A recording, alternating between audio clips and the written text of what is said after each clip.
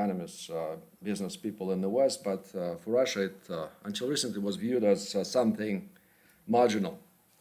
And what I'm going to do today is just to say a few words about what energy transition means, what is it, so to say, common denominator among political scientists, decision makers, and business community, how they understand energy transition.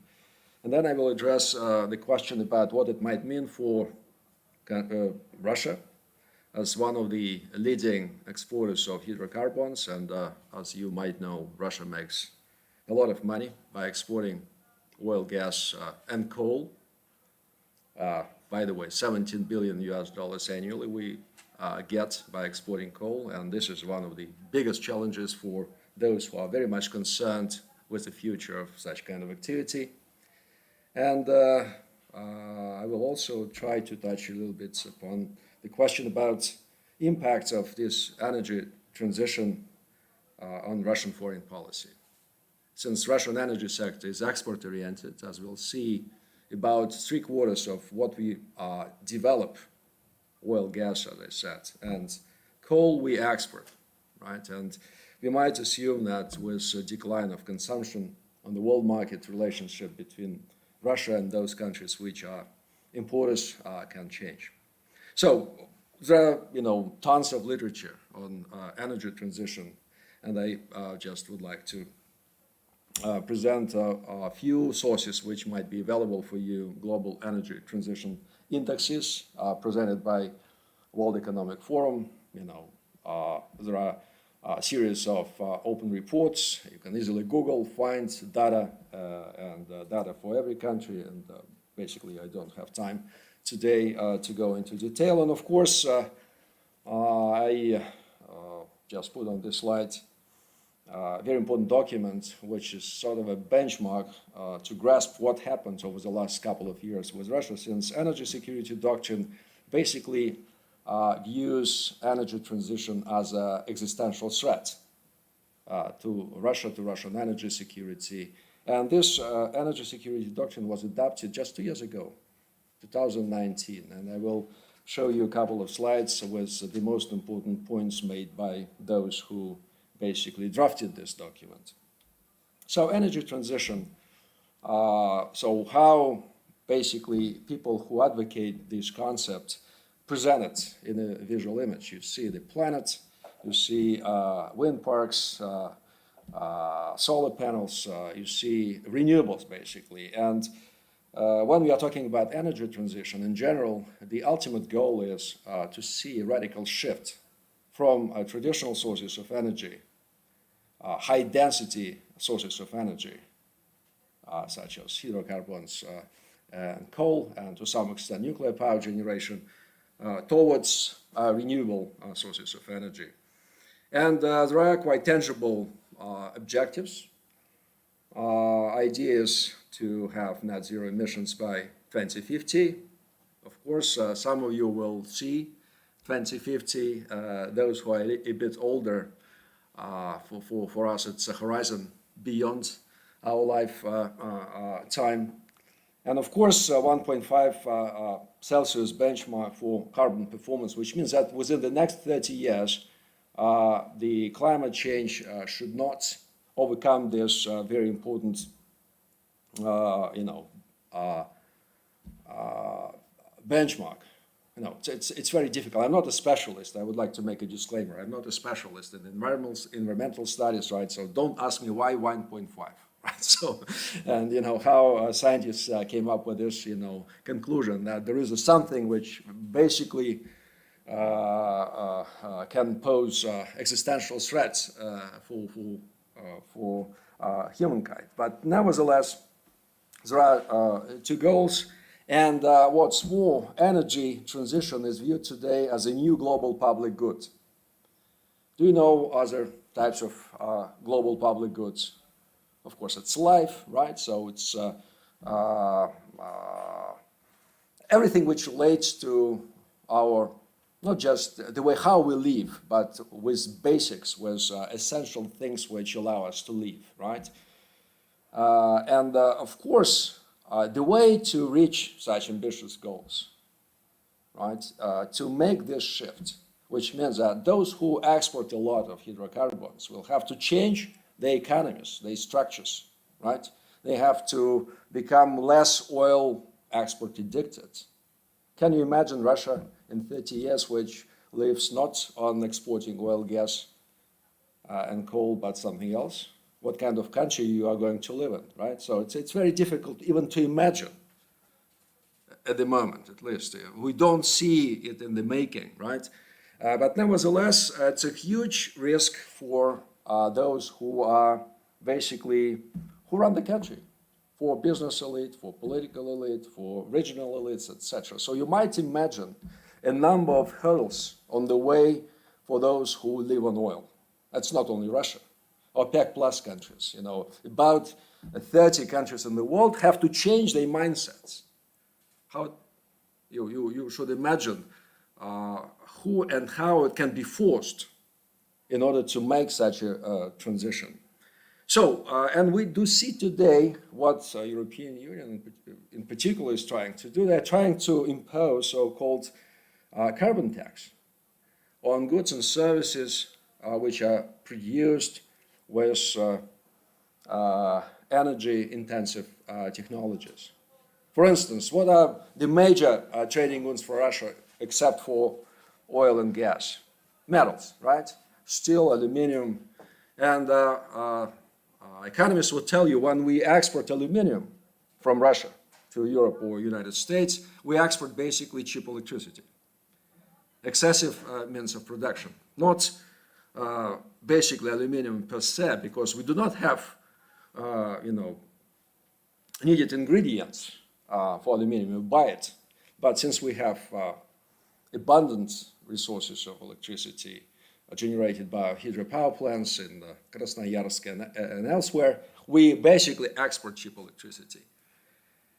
If Europeans would impose sanctions or impose, this carbon tax, it would make Russian aluminum, Russian steel, Russian fertilizers much more expensive, right? And maybe less competitive. And this is a big issue. And how those industries, those regions which live on taxes being paid by those companies, how will they go through this transition period? And yet another and related question, if we are talking about energy transition as a global public goods, what about energy poverty? What about 2 billion people in the world who do not have access to basics, including electricity? And of course, it's a difficult choice. What should go first? Climate change or fighting energy poverty? How to deliver affordable energy sources to those who are in need? If you listen to people living in Africa, for instance, or in Asia with growing population. How to cope, two goals simultaneously. On the one hand, to ensure there's smooth energy transition. On the other hand, to provide others, those who live in developing and less developed countries, with the basics. So what is Russia's position in the energy transition context? So if you read, the Western press or assessments or reports, you will see that Russia is the fourth largest emitter of CO2. Total emissions are not too big, and you see that in comparison with 1930, which is taken by international institutions as a benchmark to see the change, right? For the last 30 years, we see a radical reduction in emissions by the Russian Federation for a number of reasons. One of those reasons is that the structure of the Russian economy has changed.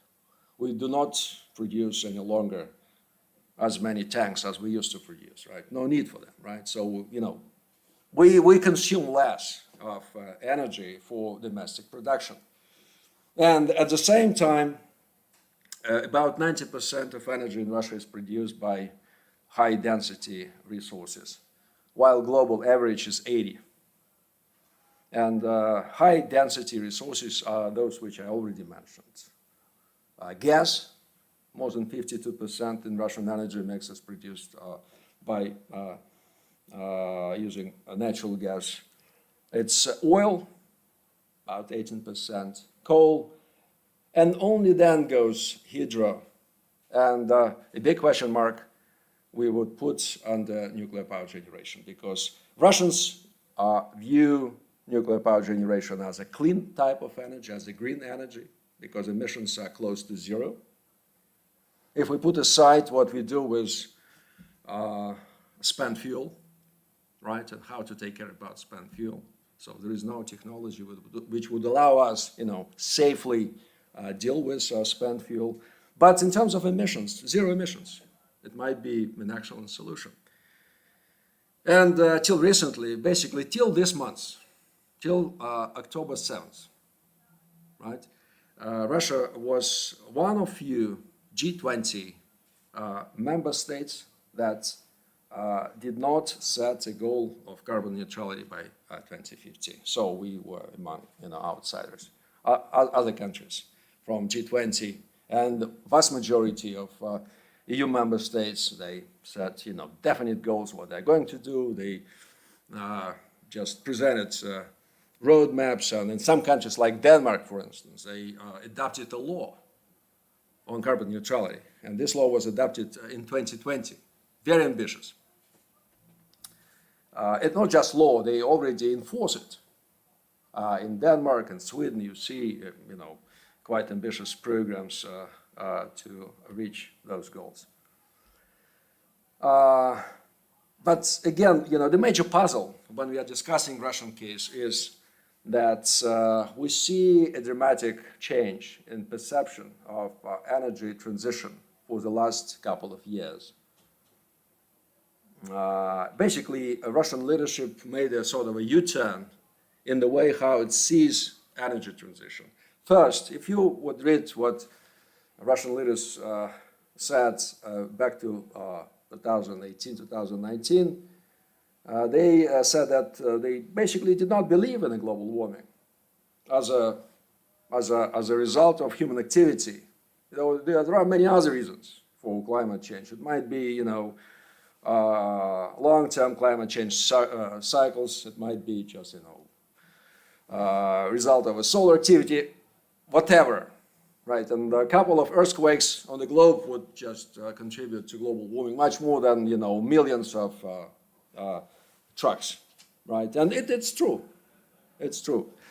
But nevertheless, this was point number one. Point number two was that this global warming created enormous opportunities for Russian economy. And first and foremost, it opened up the Arctic onshore and offshore resources. And 25% of global oil and natural gas untapped reserves are in the Arctic. So they became just accessible, right? And point number two, Northern Sea route could become an alternative to Suez Canal, right? You can imagine that the way between Yokohama and Rotterdam would be almost 2 weeks shorter.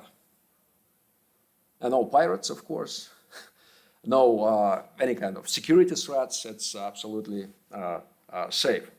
And some people in Russia even argue that Russia would increase its agricultural capacity because of global warming. So you might know that before the Great War, Russia was #1 exporter of wheat. And today, yet another opportunity. It's not only about Krasnodar and other regions in the south, but also in the north. And of course, the third dimension, and maybe even more important because security concerns are vital for Russian decision-making. Basically, those who presented the way how Russia sees external security risks, they viewed all debates related to energy transition as an important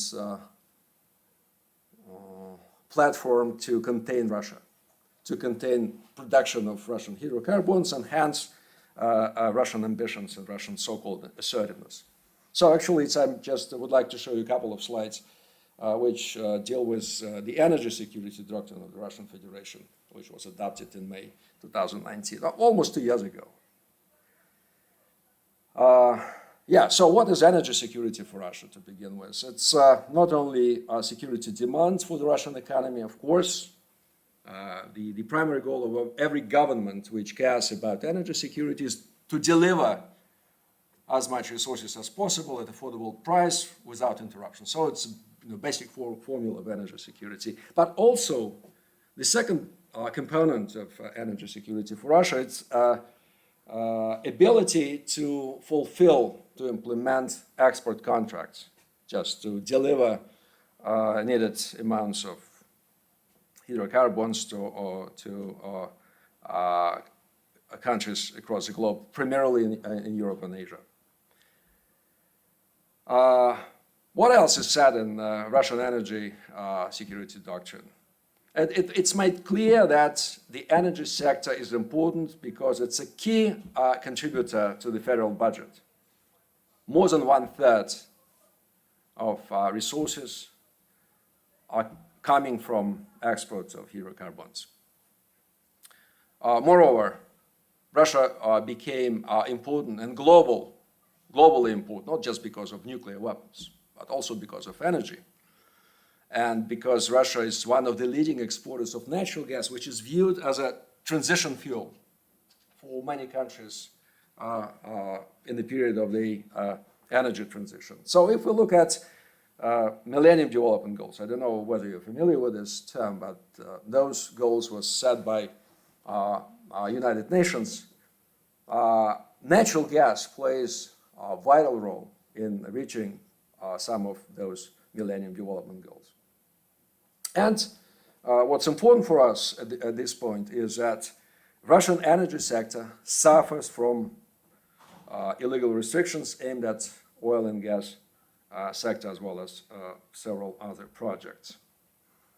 So I'm just offering you a citation from this document. Basically, this is the way how Russia sees, the context in which energy transition is being assessed. Yeah, so this is the most important point. Enhancement of global efforts to speed up a shift to the so-called green economy as a part of fighting climate change at the expense of producers of traditional sources, ignoring such aspects of sustainable development as fighting energy poverty and the development of clean hydrocarbon technology. So basically, this is the starting point, right? There are some other external economic challenges to energy security in different regions. I will omit those points because of lack of time. But what do we see today? Basically, starting from energy summits initiated by President Biden, which Vladimir Putin attended. There was a joint statement by John Kerry and special representative of Russian presidents on climate change in the middle of July. I'll show you the key points of this joint statement, where basically both countries declared that we are allies on fighting climate change. So, and actually, when we ask ourselves when and under what conditions countries might become partners or even allies, only if they have unifying threats. You know perfectly, that relationship between Russia and the United States are terrible, right? Terrible on all dimensions. And here is a marvelous opportunity to find something which would make us closer, right? It's a politically, very important. So even if you don't believe in climate change, even if you still deny in deep of your heart, you see this opportunity and you cannot miss it. So I'm sure that one of the reasons why Russia is changing its attitude to climate change agenda and energy transition, one of the most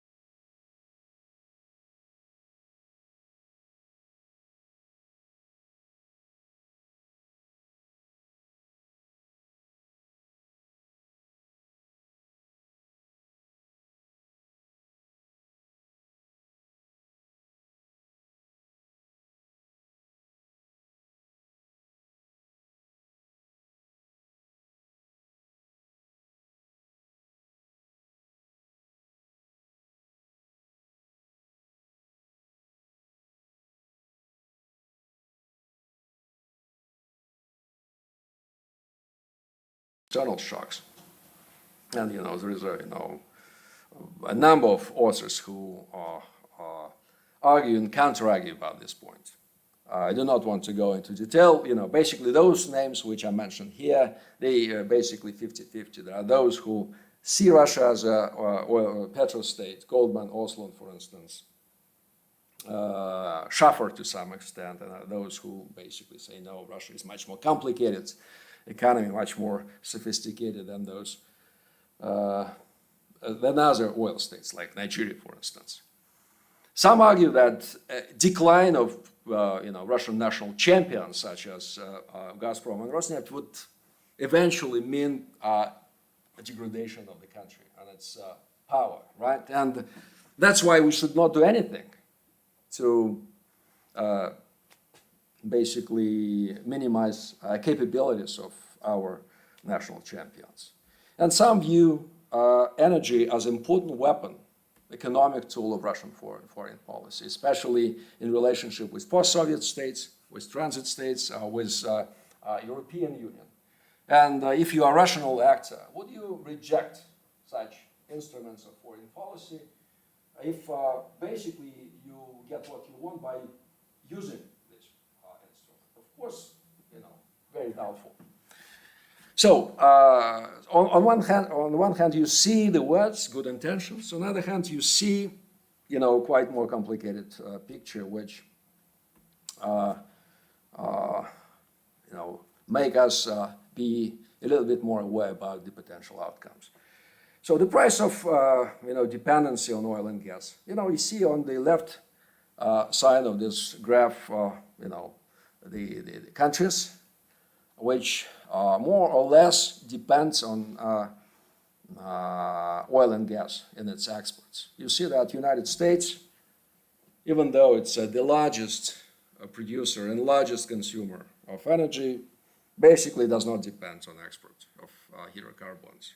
While countries like Iraq, Nigeria, Venezuela, Saudi Arabia, which are on top, they heavily depend on export. So they cannot live without this export of oil and gas. Russia is somewhere in between.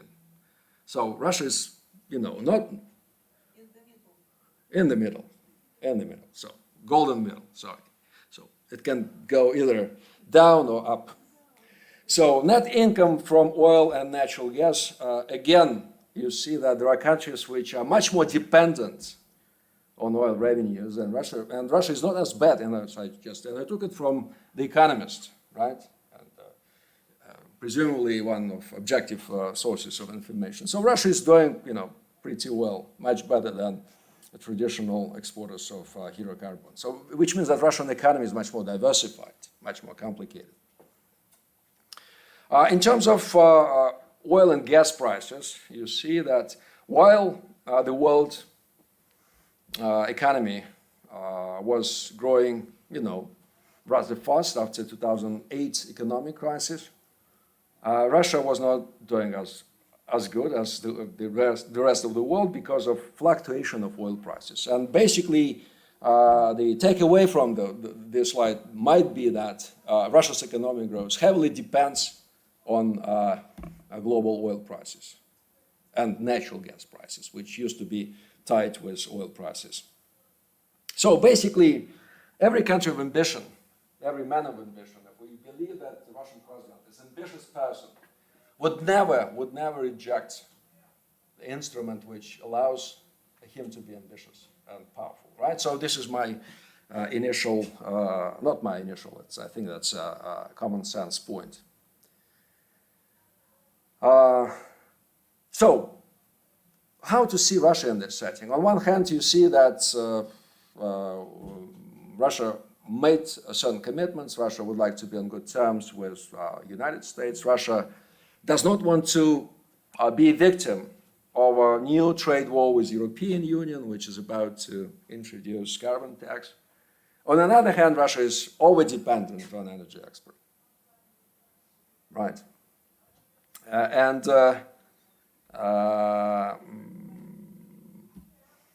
How to deal with Russian energy sector? It's huge.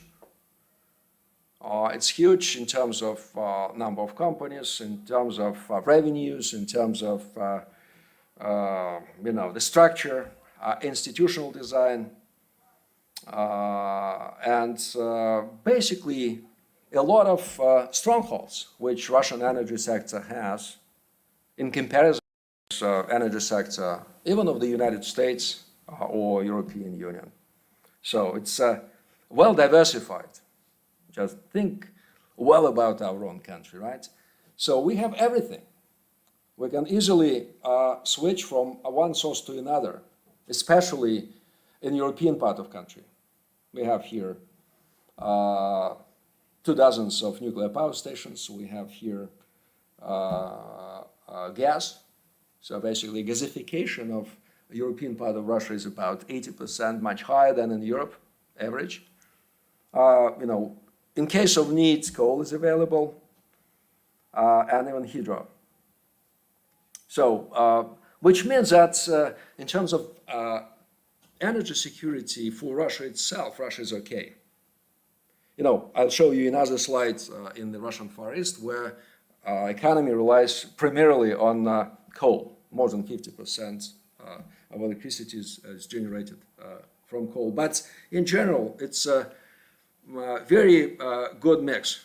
And again, can you sacrifice such a situation for the sake of, clean energy transition, climate change, etc.? And again, ask yourself, who is more interested in just fighting, climate change risks, Russia or Europe?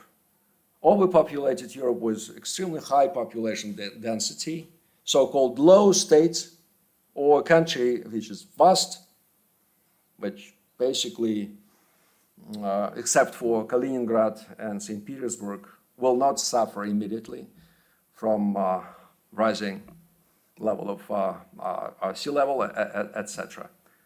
So this is, a serious point. And again, if you think about export potential of Russian energy sector, it cannot be reduced exclusively to oil and gas. Rosatom, the most innovative Russian industry, has a portfolio of contracts, export contracts, which was about $3 billion US, 300 billion. Okay, so how to just cope with all this? Can you say that, guys, we will not build nuclear power stations at home, we will not build nuclear power stations. In Asia, in Turkey, we'll stop. As Germans decided to phase out nuclear generation after Fukushima in 2011. It's not an easy decision to make, right? And in general, energy in Russia is much more than business, because there are so-called social responsibility of big oil and energy, natural gas companies. Yeah, so when I came here, right, and I was just amazed when I bumped into, this masquerade, and I thought that I'm in the wrong place. But then people just explained me that this is an opening of this library, and this basically why we, hear nice music, which is much better than my voice. Okay, so again, this slide shows you that basically Russia's ambitions are coming from our export of energy, right? And the key question, the key challenge is whether we agree that Russia would accept a status of middle power or not. What kind of replacement can be offered to compensate for losses which Russia can meet as a result of energy transition? Okay, I see that, my time is coming to an end. It's just a few slides which show you that, objectively speaking, Russian energy mix, so energy balance, how we consume energy, is much healthier than in many European states. So you can look at the share of natural gas in Russian energy mix. It's more than 52%, natural gas is viewed as a clean type of energy. Emission is, again, close to zero. Nuclear, as I said, close to zero. Hydro, clean, right? Oil and coal, yes, it's those two types of energy sources are not green, so to say. But again, energy balance in Russia is much better than maybe in 5 or 7 countries within the European Union. And this is a starting point when Russia negotiates with Europe. And Russia basically says, when you look at our energy sector, we are doing quite well. We are doing better than European Union. So that's why don't teach us. And yes, we are exporting quite a lot. But by exporting, we are thinking not only about getting money, but energy poverty. Offer cheaper, it's a market. If you want to go to Asia with something, go there. So you always teach us that we should live in accordance with market principles. Here you are. There are market principles. So this is a slide which shows the consumption of coal in Russia, and on the right-hand side of the slide, you see that in the Far East, the share of coal in regional energy balance is almost 56%. Because there are no available pipelines and new fields, natural gas fields are not linked with the major centers of consumption. So in terms of energy transition index, Russia is number 80 out of 115 countries. I would say Russia is in the same league as China and India. They are doing as good as Russia. Regardless, huge investments are being made by both countries to ensure this energy transition. Who are on top? Who are leaders? Scandinavian states, basically European states. But here you see France, and this is a good news for us, because France generates about 80% of its electricity in nuclear power stations.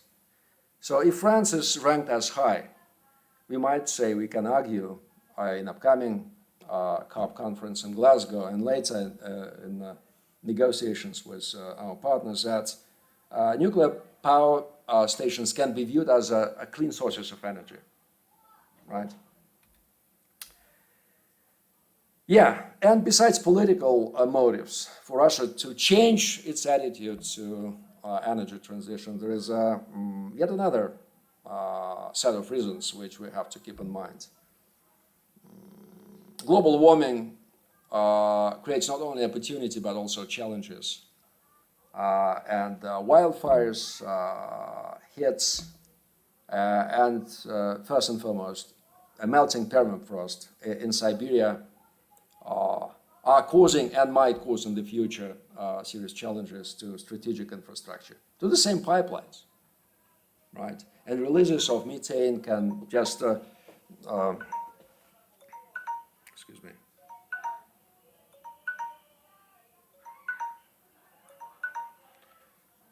Okay, so I'm coming to an end. So we are losing. We are losing, in other words, quite a lot. And besides political motives, there are security interests, there are economic reasons to change the attitudes. So how to make energy transition possible? What are prerequisites? Again, I just focus on 2 or 3 points. First of all, you are expected to have a stable political system. Of course, you need resources, and of course, you need clear strategy and will, right? Without strategy and will, resources will go away. If you don't know what you're supposed to do, you will fail.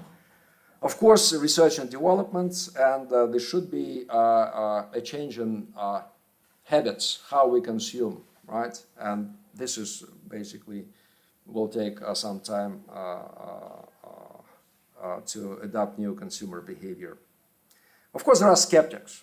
there are a lot of skeptics in Russia, in the governments, and one of them is Maxim Medvedkov, the guy who was running negotiations between Russia and WTO when Russia was joining this institution. And skepticism is also fed by big problems of energy transition in the United States, in Texas, right? This last winter, in Europe and China. So high prices on energy today, to some extent, can be explained by speedy transition, energy transition.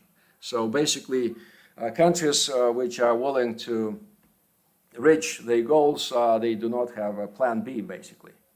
That's why natural gas today costs tenfold more than it was a year ago. And last point. So why Russia has changed its attitudes? Russia would like to sit at a high table, right? So one of persistent factors of Russian foreign policy, its willingness to be among those who make decisions. If Russia does nothing, if Russia rejects energy transition as an important phenomena, which role Russia would suppose to play in Glasgow, right, in upcoming COP26? And here is issues which Russia might bring to the table in 2 months.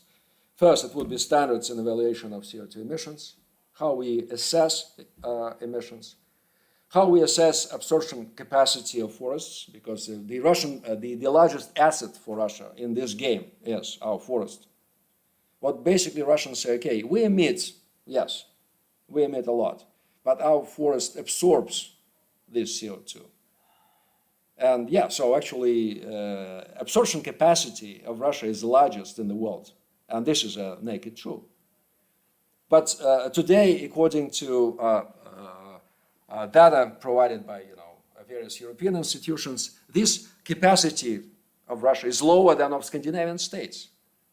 And the Russians are willing to just make it clear how you calculate this. So let us be on the same page, right? And of course, the point number 2, reevaluation of nuclear energy as one of green types of energy, right? So if Russia succeeds in this, if Russia would be able to convince others that nuclear power stations are climate friendly, it would be a serious change for the whole attitude towards Russia's position. I will stop on this since my time is over. Thank you.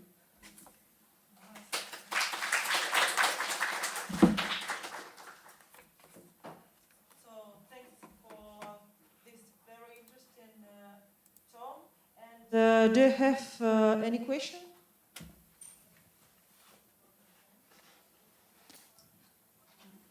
How we may help to remove all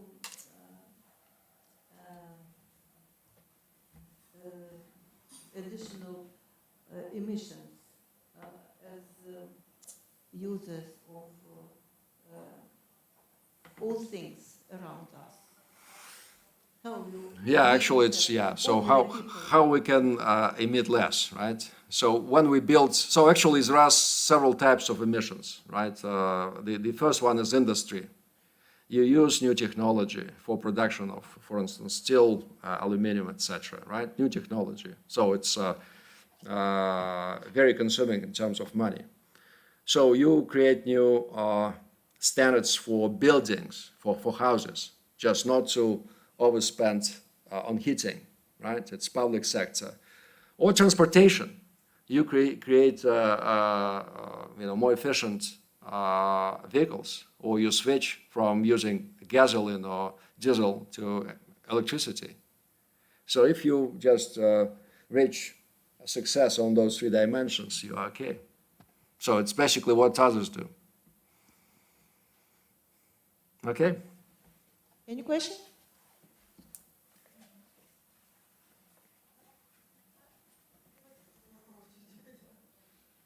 Yes, first of all, I want to thank you for the very interesting lecture and ask maybe a list of recommendations, some literature about energy transition.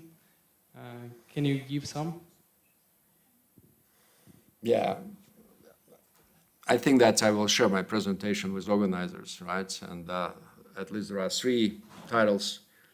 And if you Google energy transition, since it's the major topic in the European Union and elsewhere in the United States, there will be dozens of monographs and reports which are free. Should you read the Nature journal? Of course, the more we read, the better. And Nature is not the worst one. Sorry. Can you tell maybe how they can see from space how country emit CO2? Because I can't really understand how we can view it from space. As I said, I'm not a natural science specialist, but I can imagine that if in early 60s and 70s the military were able to see almost everything. It's emissions, the temperature. By temperature, you can measure the temperature. You can measure, again, it's just, I take it at face value what Kerry said. We have a technology which allows us to control emissions from the space. So actually there is a technology. Again, I have degrees in history and law, but not in hard science. That's why I just leave it to experts. You can just try to Google and see the answer. Okay, so just the lady is asking. Yeah. Mm-hmm. Can I ask in Russian? Да, ради бога. Спасибо.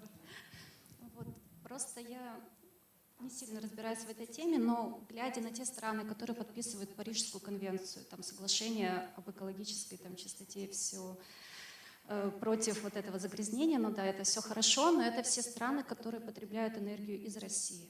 То есть хорошо рассуждать, получая газ там российский, получая нефть там, и так далее, ресурсы из России, которые добывают. Понятно, что тратят на это, то есть добывая, она загрязняет окружающую среду, но при этом, то есть пусть они отказываются тогда от российской энергии, да, мы будем тогда производить ее меньше. Вот я такую точку зрения хотела обсуждать. Okay, so if I answer your question in academic English, so I think that you touched upon a very important issue, right? And this is about redistribution of energy market in general. What Europeans are trying to do, they are pioneers in producing, for instance, equipment for wind parks. Denmark, Netherlands, Germany, right? So they produce it. So if you convince the rest of the world that this equipment will save us from floods, wildfires, etc., so they create an enormous market for them.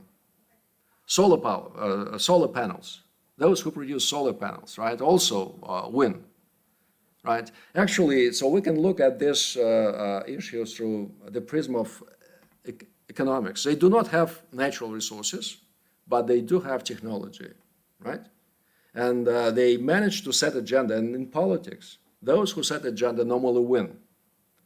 So, and the key issue here is that the combined West, European Union primarily, they managed to set this agenda. So they convinced the world that climate change is a reality, right? And we have somehow to deal with it. Okay, so maybe last question, right? Yeah, I see. Well, so we know that prices for gas and oil go up, and so that it's the reason why our government and our ruling people are so quiet, so calm. There is no matter to be concerned. Well, so, but we know that such the changing of prices are unpredictable. Prices may change unexpected. This growth is a little bit unnatural. Maybe it is a result of plot, or it seems to be artificial a little bit. But everything goes away, and prices may change. Okay. So I think I got your points. I think I got your point. So first, Russia, as a member of WTO, made a commitment not to subsidize, and this transition period after Russia joined WTO in 2012 is over. And that's why domestic prices on oil products and natural gas will increase. So there is a principle of equal profitability on domestic and external markets. So this is we have to keep in mind. But of course there is a government, there is a special federal agency on tariffs, which is trying to control prices and not to allow them to grow fast, to police constituency, right? To police people, to avoid any signs of unrest, etc. But in general, the trends with pricing on oil products in Russia are similar to what we see in the world, except maybe for those countries which are assertive on energy transition. If you take Sweden, for instance, they increased prices on gasoline and diesel by 1/3 over the last year to make people think whether to use bikes or to use cars, right? So they do it by purpose, right? Okay, so I think that's we have another group of people waiting when we end our event. Спасибо большое, что поучаствовали в беседе. И это не самая простая тема, тем более на английском. Еще раз радуюсь тому, какая аудитория у Маяковки, тем более Европейского университета. Никита Андреевич, спасибо вам большое. Спасибо. Я предлагаю похлопать, как минимум.